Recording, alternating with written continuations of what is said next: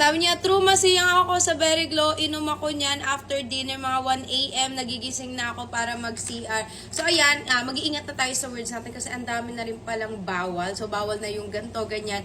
So, guys, alam niyo na kung para saan to. So, kung constipated kayo, perfect to sa inyo. And of course, zero sugar, stevia yung ginamit natin.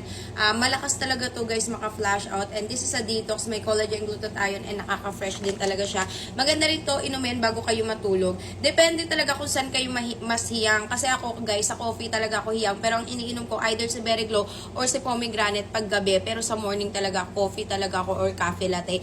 And meron din tayong milky matcha and milky mango. So, combination na rin po siya ng AS and then detox. So, may 10 sachet na siya. Pwede siya sa mga padede mommies. May barley extract na rito. Sobrang sarap. So, kung ano, may mga iba pomegranate. Basta kayo na lang pipili ng flavor kasi pare-pares lang naman din yan ng effect. And pumunta na lang kayo dyan sa TikTok shop. Kaya kung gusto nyo ma-build talaga yung confidence nyo, makapag-OOTD kayo, makapag-bikini kayo, lalo na, you know, summer ngayon, isama nyo to sa travel nyo.